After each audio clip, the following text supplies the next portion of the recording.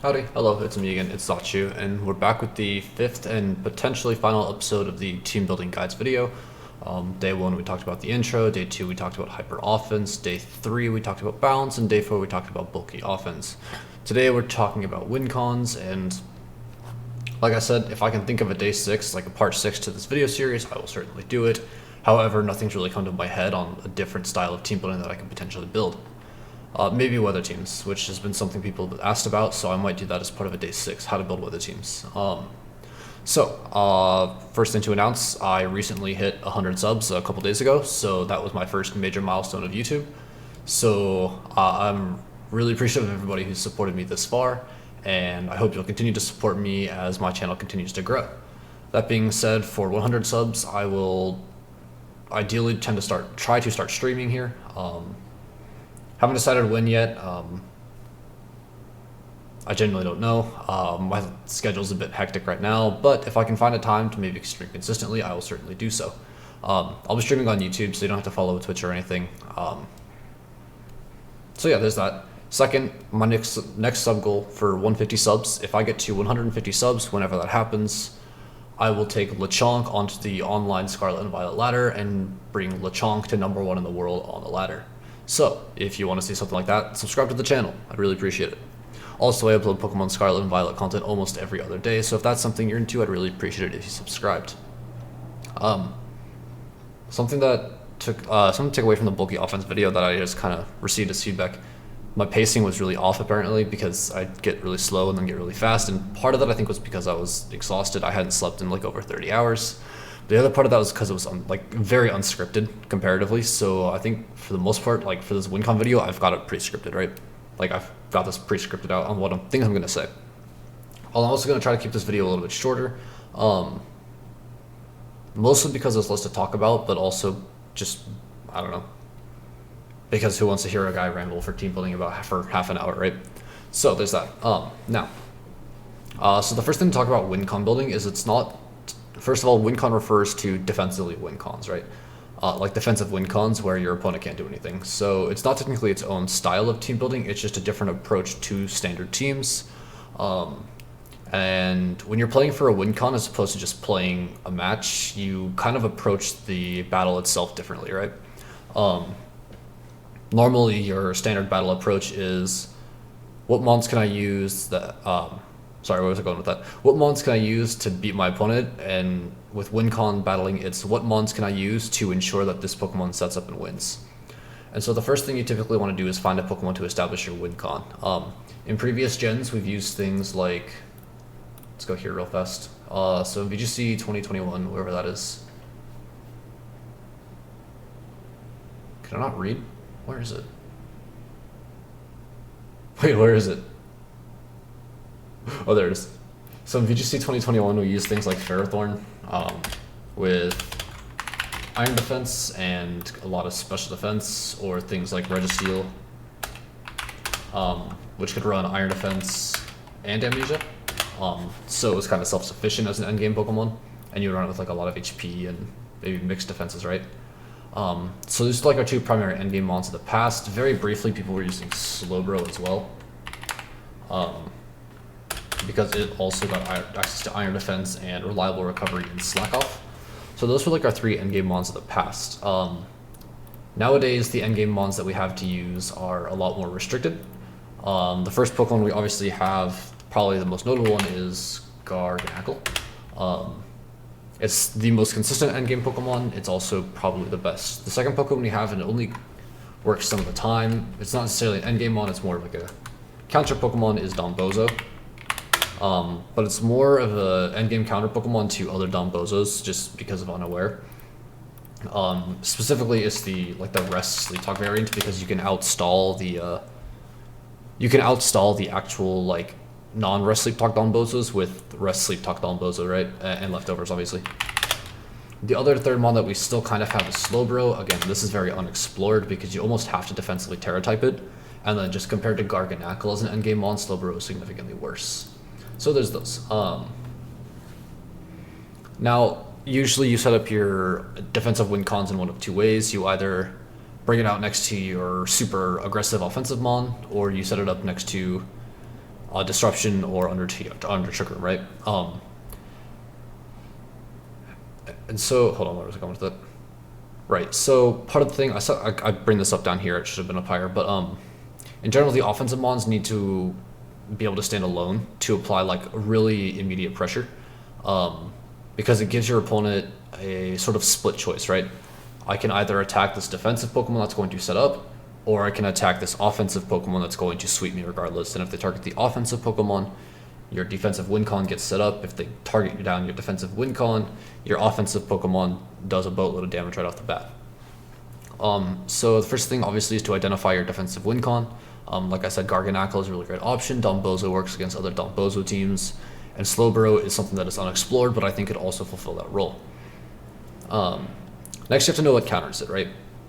Because as the metagame develops, and this has already happened already, people have found counters to like, to Garganacl, right? As well as Dombozo as well. So obviously, knowing the counters to the Pokemon is very important. That way you can find the things that counter your counters, right? So that's usually your second steps, and then the other Pokemon as part of the team are just used to support and enable the win con. Now, in general, when you're playing for defensive win cons, it will result in longer games. This is because you are taking the extra time to set up a win con, as well as taking time in the end game to stall out with your defensive win con. This can either be PP stalling or timer stalling, or just making it so you can't faint, right? Now this requires, like, for a very long period of time, either for pushes to rank #1 on the ladder or tournament play, this requires a lot of mental endurance, right? Because as games take longer, you're going to have to think longer, and in these 1v3 end games with the defensive Pokemon, they tend to get a little hard. The other thing to keep in mind is that crits are going to happen. You are going to lose to crits, and it'll be super tilting when it happens, because I have this happen to me all the time. It's, man, I had that end game perfect, except for like the, 12.5% something chance that they crit me. Which basically means that your opponents are going to be bailed out by luck a lot more often than you are, right? So it's just something to keep in mind when you're building these defensive win con type of teams. So, like I said this earlier, in general, your offensive mons need to provide more like immediate pressure. So, because otherwise, like if you have an offensive mon that needs to set up and a defensive win con that needs to set up, what's going to happen is neither of them is going to happen. Your offensive mon is going to get KO'd or not do any damage, and your defensive mon is going to get KO'd and not get set up next to a Pokemon that's not doing damage, right? So, the first thing obviously to identify is our win con Pokemon. Now, I think Garganacl is, why is everything so dark? I don't know why everything is so dark. Hold on, maybe try this. How bad is this gonna make it? Okay, we're not doing that. Thought that might help brighten up the room a little bit, but I guess it's too close. Anyways, I don't know why it's dark. It's like the middle of the day. It's literally noon when I'm recording this. I'm usually asleep right now, actually. So obviously the first Pokemon we'll for the win con teaming. Oh, wow, Jesus. Win con team building is Garganacl. Now obviously we'll run leftovers here with Purifying Salt. Purifying Salt is what makes Garganacl one of the best endgame Pokemon there is. You can't be status, so like you can't be put to sleep, or you can't be burned, or you can't be toxic specifically. Not that toxic is a big thing in doubles right now. But you know, it's a thing. And then obviously your moves are going to be Purifying Salt. Oops. Wait, is that not what it's called? No, it's called Salt Cure. Hello. So obviously your first move is going to be Salt Cure. You're going to have Recover as well, and then Iron Defense, Body Press. Right. This is just your standard Garganacl set. For the most part, I think you are running Terra Ghost here as well, so where you can beat other Dondozos in the end game, and just max HP, max special defense. Right. Because you're boosting your defense, there's no real reason to raise that. We're going to go minus speed here and 0 speed IVs, because I did bring up like a Trick Room route for setting up your defensive Pokemon. Next, for the offensive Pokemon, right, that counters your counters specifically, I think Rotom Heat is actually a really great counter. The reason being, I'll go over this in a minute.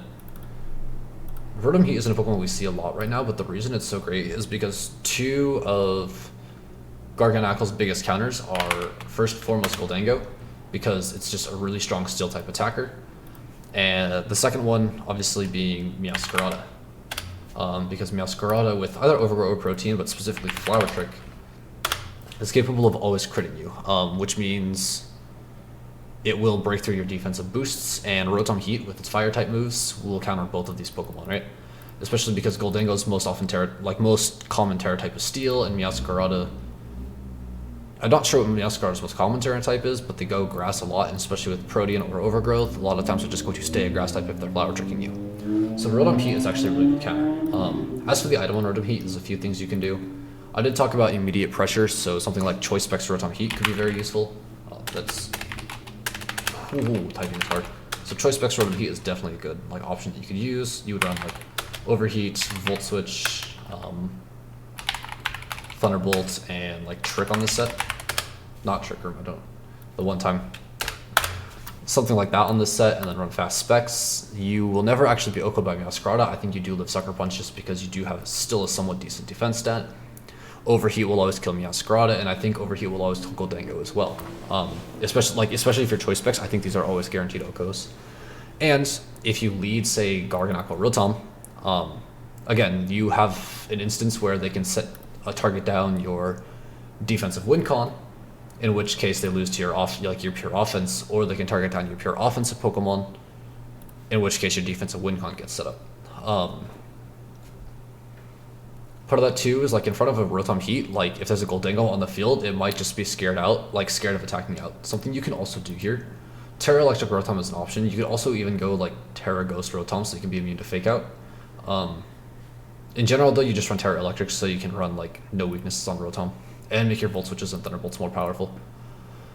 Now the next Pokemon I'll talk about, obviously, the second thing I like to look for is another offensive partner, usually things that are good into the metagame, or again, just have a lot of offensive presence on their own. And obviously, I keep going back to it, it's an amazing Pokemon's generation, I go with Hydreigon. For this specific instance, I'm going to go Terra Steel. I said Terra Steel. And then because we already have one choice item, I'm not going to go with another choice item, I'm actually just going to go with Life Orb here. Life Orb Levitate, Protect, Draco,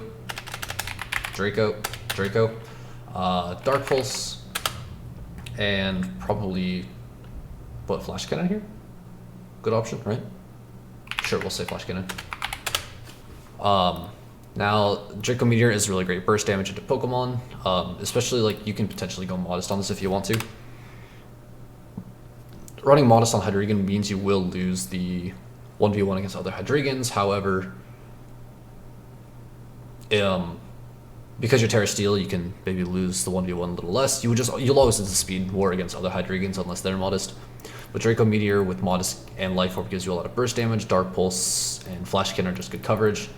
Like I said, Dark Pulse beats Goldango. Flash Cannon beats Fairy types that threaten Hydreigon.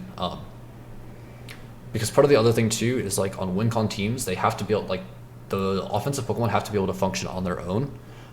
They can't just be left out sitting to die while your defensive win con sets up, right?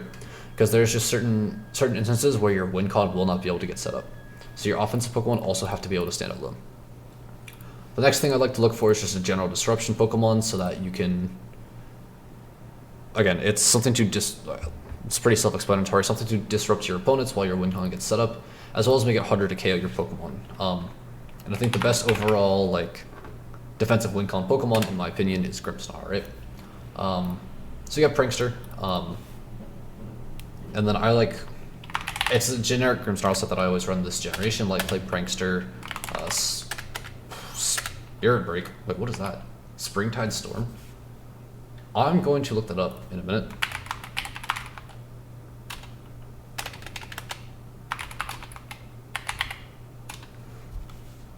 We're gonna look at that up in a minute, but I don't know what that is. It sounds cool. Anyways, Spirit Break, Light Screen, Reflect, and Parting Shot, obviously. This is a generic Grimmsnarl set that I run in this series, or this generation. Very good, very strong. And there's your disruption Pokemon. The idea with Screen's Grimmsnarl is your Light Screen Reflect can either A, make your offensive Pokemon harder to KO, Spirit Break is just good damage, and then it's Parting Shot for very obvious reasons. But Light Screen and Reflect, they not only make your offensive Pokemon harder to KO so they can take more hits and do more damage, but it also makes your endgame Garganacl harder to KO as well. Next Pokemon I like to look for is a Trick Room setter, right? Because while option 1 was set up next to an offensive mon, because we're running slow Garganacl, you can set up next to your disruption or under Trick Room. So an offensive Trick Room Pokemon is usually better here. That way you don't only have specifically 2 offensive Pokemon that you're using the entire game. The best offensive Trick Room setter we have at the moment is Armarouge. Oops. So we'll be using Armarouge. I still don't know what I'm going to put on this thing, so we'll get back to that in a minute. But obviously Trick Room. Trick Room, Armor Cannon, Expanding Force, and Wild Guard. I think it's just a very generic standard Armarouge set. You could run Protect on this slot if you wanted to. I think in this team specifically, Protect might be a little bit better. You're still going to run max special attack, max HP on this thing. You could run different sets if you want to, but I'm still trying to make these Pokemon offensive. Minus and 0 here, just for the sole purpose of you using this thing to set Trick Room. And then the redirection Pokemon, right? Because you can set this up next to redirection, which works more towards the actual physical endgame, but it can work early on in the game as well. And I think the best redirection Pokemon we have that synergizes with this team, obviously, is going to be Indeedee.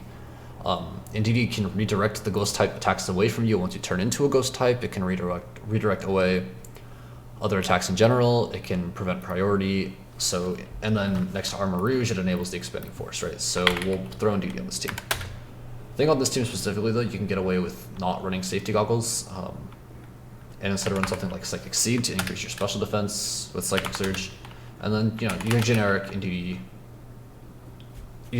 set. Except on this set, perhaps maybe you could run like Heal Pulse as well, to kind of help the Garganacl recover some of its HP as it's setting up, or recover some of Armarouge's HP after it takes some damage, so on and so forth. And then obviously, in general, it may be more optimal to run different attacking moves than Hyper Voice on this Pokemon. However, I like it, so I'm going to do it. So yeah, that's kind of my generic process on how I would build a WinCon team. Like I said, a bit of a shorter video compared to the other team building guides because it's not really its own thing. There's nothing new to talk about. It's just a different way of approaching team building.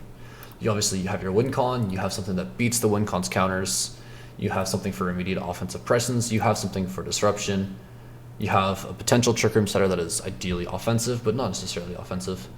And then you have your redirection Pokemon. Like your redirection so you can set up. Basically, everything is set around enabling the Garganacl to just 1v4 an endgame.